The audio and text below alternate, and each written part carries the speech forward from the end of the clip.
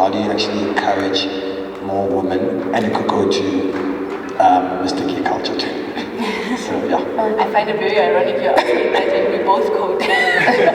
So we're defeating the odds of it. But yeah. So how to encourage?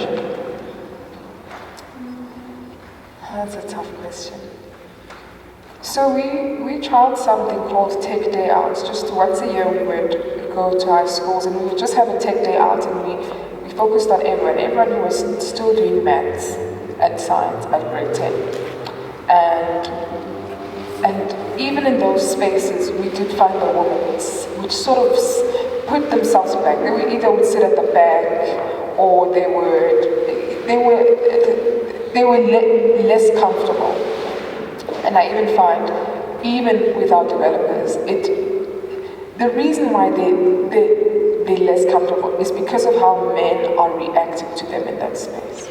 So it's so difficult to have a solution for something that is circumstantial, that actually we've walked into meetings and I've had to protect my team because of the environment. So the best thing you can do, and this is what we've done, is to build confident females. We cannot stop what the world is saying about whether or not they should be in that space. But that is the best we can do, create confident females. Even at and that is to support them, one, in education, making sure that they are actually the best in their field by coupling what they are with skills. And two, an environment that says it's okay to be female. And I don't know how large corporates can do that. I know it's very easy to manage in a small team, which is my small team. It's very easy to manage that. And I am guilty of not having that environment. 3 years ago, we had our senior developer was a guy named Damien Siwa, and we loved the fact that when he went into a room, he validated us. And that is just something that we had to part with. Right now, Erica Lutz is our head developer, and she is female, and yes, oftentimes there's a lot of protection that has to go behind her. But that's all you can do. All you can do is build confident females, and then just pray that by the time this is done, by the time 50 or 20 or 30 years is done, we won't need to be building confident females. We'll just walk into a room and it will not matter that we don't have a penis. Other than the confidence factor, is there something that you've had to do within your environment? Because you mentioned how you don't know how corporates would do it, but I know that in conversations with corporate, we've had to consider things like, flexi hours for women, so that, because the challenge has always been dropping off the kids, picking up these things, it's more your family life that gets in the way of you building this career as a coder.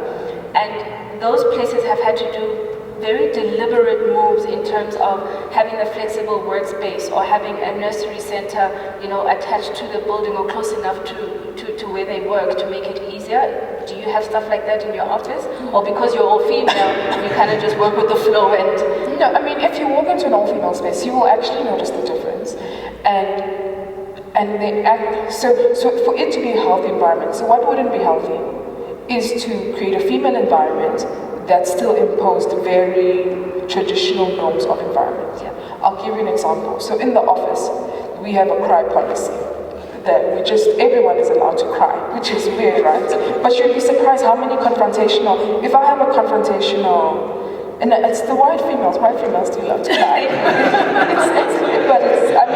I say that and it's because they've been allowed to. Sadly enough, black females actually haven't been allowed to cry, which is exactly. So it's not even a mark, it's actually, they had the freedom to. So we have a cry policy. So I can confront someone. There's times where I have meetings and it's quite confrontational.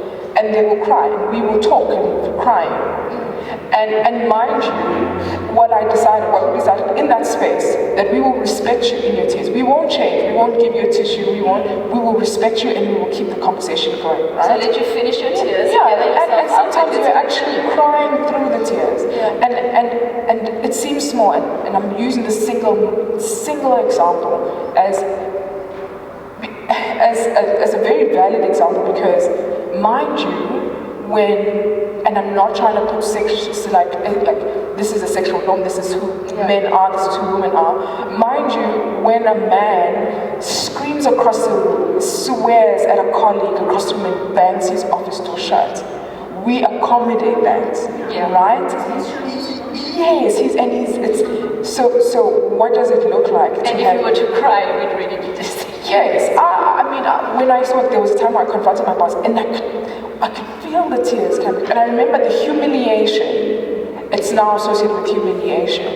And they have never associated their manhood with humiliation. So that's just an example. And that's why I said, how would corporate do that? Because those kind of decisions are really emotional. They are specific, they are thought out, and what I find, and I think they can do it, but they would really have to have people who are emotionally in tune, are really on the ground, and are really feeling people and that. And I sometimes feel that a large corporate, not because they don't have the resources, but they just don't have the emotional intelligence, yes, to suss that kind of stuff out.